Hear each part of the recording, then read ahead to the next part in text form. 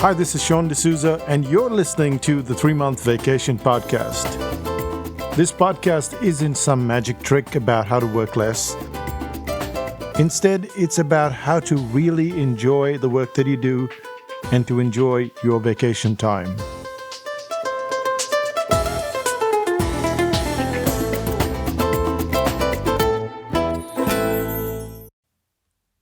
Hi, it's Sean, and you're listening to the 3-Month Vacation Podcast.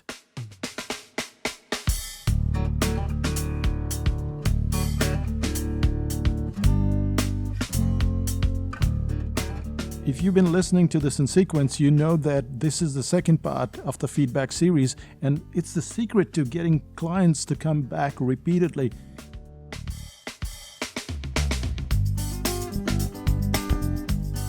Instead of going out there over and over again trying to get more and more clients, which is what most people do. So this is the second part in that series, and you might want to listen to the first part, because the first part covered the safety issue. It's why clients don't give you feedback. Now, we don't care much for feedback because it's always ugly. It's always, oh, you have to fix this and you have to fix that. But that is the secret. That is the core of why clients will come back and will pay higher prices, because they know that you're going to fix things. So we looked at the safety issue, which is how do you get clients to feel safe and how do they give you feedback so that you can fix your business and make it amazing instead of just run-of-the-mill and average like a lot of businesses out there.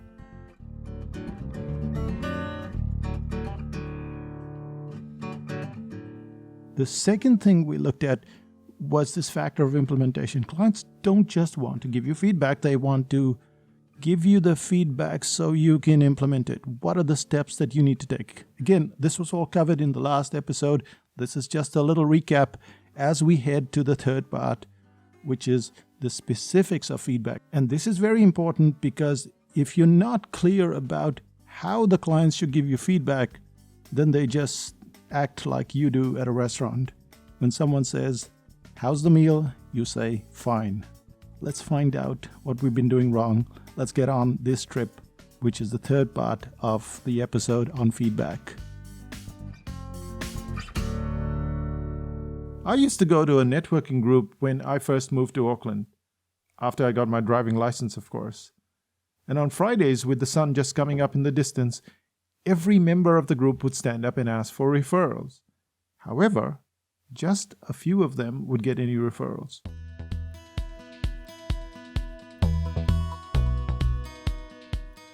So why did one batch get referrals while the others went away empty-handed?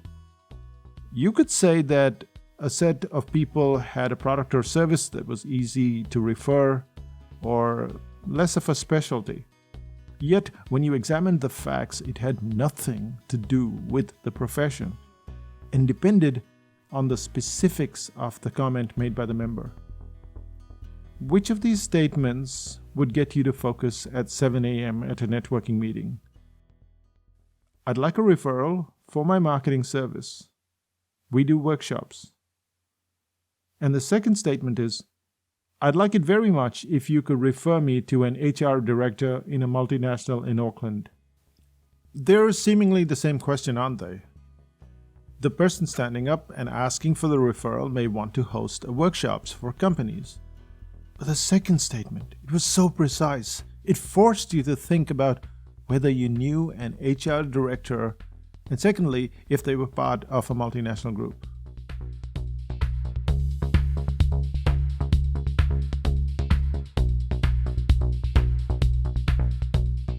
This kind of specificity is very important when asking for feedback. What bugs me on the website doesn't elicit specific feedback, but you will get feedback. However, when it comes to conducting a course, you need to have specific feedback. So you have to break up the components of the course into parts. What's involved in your course? For our immersion types of courses held over 8 to 12 weeks, we have the following elements. We have forums, we have notes, we have audio, we have groups, we have teaching system, etc.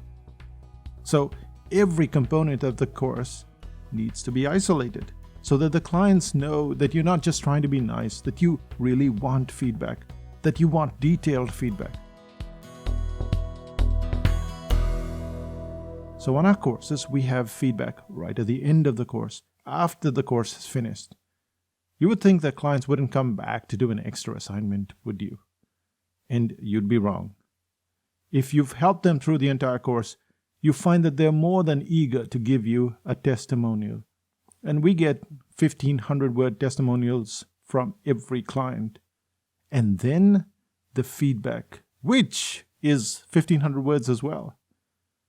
If you're one of those people who only adore praise, don't ask for feedback. It clearly means that you cannot take feedback. You think that people are attacking you. You think that they're not on your side. You may look at that list of things that people say that you have to change. The clients say, you have to change this.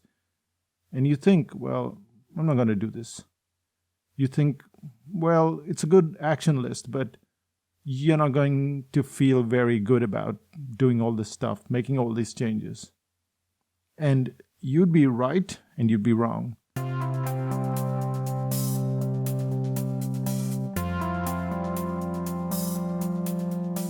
You'd be right about feeling all whiny. After all, you've done your best, and your best wasn't good enough, was it? Those clients, they look more like kids who didn't get their third ice cream scoop and now they're throwing a tantrum. And you'd be wrong about that fact because they're not whiny. When you look around you, you see that feedback creates great product. When you look at a product like Photoshop, and you see they bring out new software, it's obviously far improved from the previous version. Yet, you will hear the feedback almost instantly. These aren't whiny people. They're clients who want to buy more of your product or service. They want you to improve.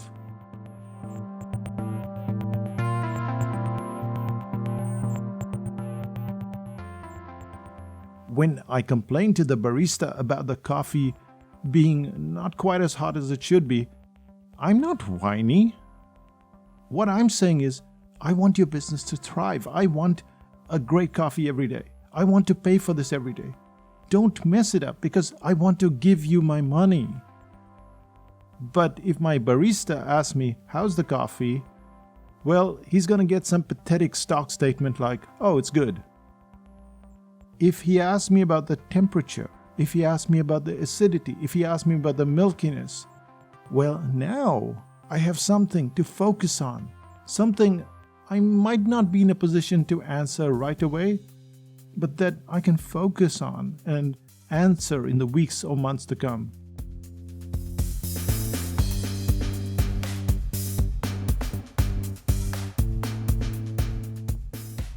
So feedback has to be specific. You have to ask for it in a specific way. And feedback, it's very hard to take. It's hard to ask for, and it's so much different from testimonials. It's screechy, it's irritating, and yet it's critical to improve your product or service. If you want to remain average, don't ask for feedback. Don't be specific. Don't implement anything. Don't create safety, and don't create reward.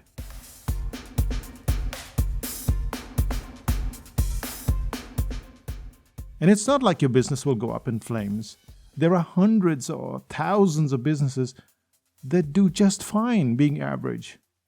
If being the king or queen of the hill is important for your fragile ego, then don't let go of that crown.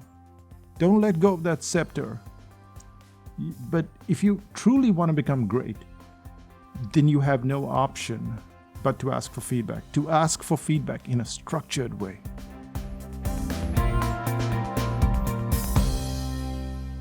And that brings us to the end of the podcast. So what are the 3 points of feedback that we covered today? The 3 areas are 1, the safety, the 2nd, the implementation, and the 3rd, how specific. In the safety, we looked at how you need to make it safe for people to give you feedback. You think that if you just ask for feedback, you're going to get feedback. But would you do that? Would you give feedback if you didn't feel like the feedback was safe enough to give?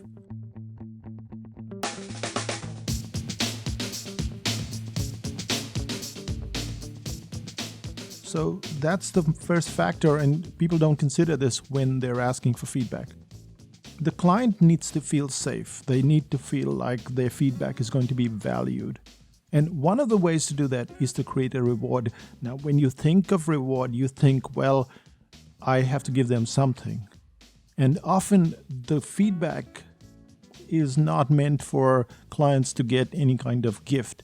What they want is for you to implement what they're saying, or at least to get back and say, I can't implement that, and here's the reason why. So you saw that with the kids, they didn't need a physical reward. But we give physical rewards as well. We send in some chocolates, we give prizes, we do all kinds of things. And that creates a safety thing, a safety net for clients to give feedback. So if you don't create the safety, it doesn't matter. You can ask questions and you're not going to get feedback. And you're certainly not going to get 1,500-word feedback issues.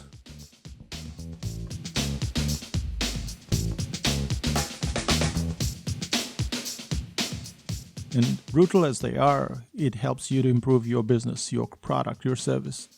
The second thing is one of implementation.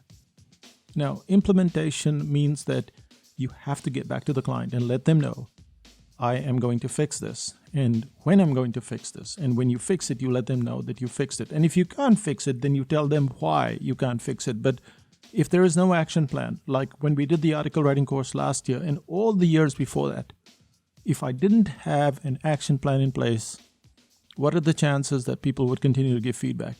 But more importantly, what are the chances that any of those clients would continue to do more courses? Because on an average, when you take one person, one client, they don't do a single course with psychotactics. Most of them, having done one course, go on to do 2 and 3 and 4, and there are several people who have done 5 courses. Why? Because they know when they speak, they will be heard. When they are heard, there's an implementation. When there's an implementation, it means they get to scale much faster. And that's why they're complaining, as it were. That's why they're giving feedback. The third thing is that you have to be very specific with your questions. Imagine you just show up to the cafe and the owner says, how's the food? Well, you say, it's good, it's fine. They asked a stupid question, you gave a very general answer. You have to be very specific about your question. We ask questions like, how was the audio, the video, the forums, all the details. So you have to break up your product, your service into components. What are the components involved? Let your client talk about those components and how they could be improved. And that's how you get specific answers, and that's how you can take specific action. Otherwise, you're going to get answers like, fine, good, and it's not going to help you at all.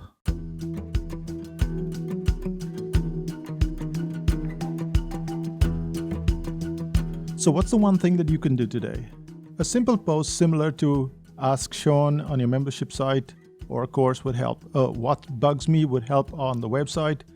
Or if you're doing a workshop, you can have little post-its and you give them a post-it and then they can hand you that post-it during the break or sometime during the course as you're going around.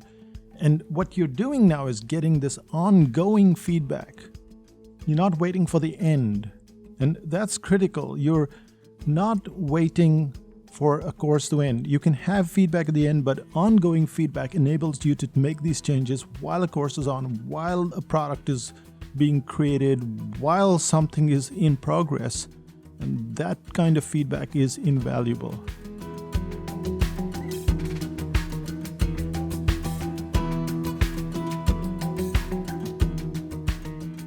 The moment you start taking feedback, the moment you start taking action on the feedback, you're creating safety. So you need to start right away. Everyone wants to give feedback. Even the assessor of the driving test finally told me that I was doing something wrong. He told me I was doing something wrong, but he wouldn't tell me. And then I had to cajole him into asking him, what did I do wrong? And he would say, oh, you put the gear into neutral and you started to coast downhill. Now, I was driving a stick shift, which is a manual car. And when you put the gear in neutral, well, it just goes downhill at top speed. And that's a real hazard. So now he had to be badgered into giving me feedback. But once I allowed him to do so, once I created that safe zone, he didn't hold back. And it made my driving better. It made my driving safer. And did I get my license? No, not quite. I failed yet another test.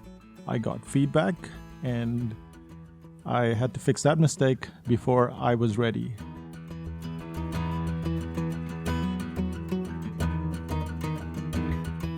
And finally, I was ready. So that's the whole feedback trip.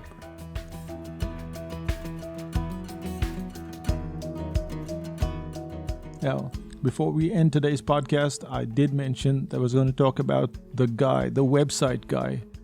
And he lives in Cape Town, just in Stellenbosch. And he was the one who converted our books, or started the process of converting our books to EPUB. And his name is Peter, and you can find him at authorsecret.com. That's authorsecret.com. Cape Town's a great place as well, so maybe one day you can go and meet Peter in person. But for now, authorsecret.com. That's me, Sean D'Souza, saying bye for now. Bye-bye. Still listening? Well, we've got feedback over the years, and one of the most fascinating sessions for me was back in Campbell, California. I had the Protégé program, and we had 15 of our clients who had been through a year-long program, and we were halfway through the program and we'd met in California. And at one point I decided that they were going to improve the course, and we were going to have a session, an hour-long session. And I sat in the corner of the room and didn't say a word, and they went through the entire course and started ripping it up. It was the most frightening, well, not frightening, it was very unsettling, in the sense that here I put in everything that I could possibly do, and they were still coming back with things that could be improved. And I couldn't say a word for one whole hour while they scribbled on the whiteboard and made notes, and at the end of it, they were very proud of their whole exercise.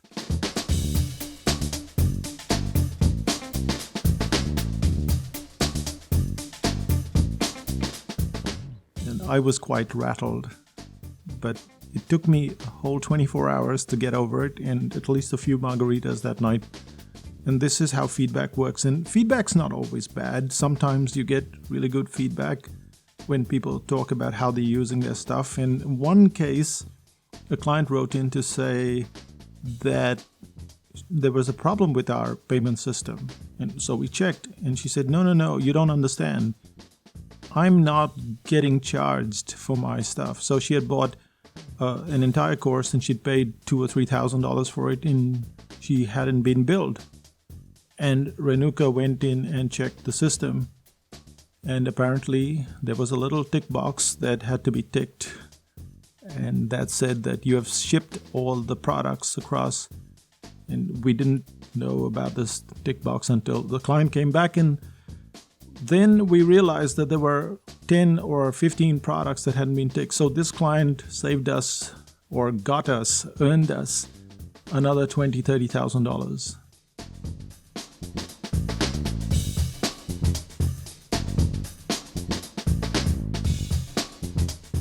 And this is how it works. Sometimes the feedback is very frustrating, and sometimes the feedback is very encouraging, and sometimes it's just phenomenal.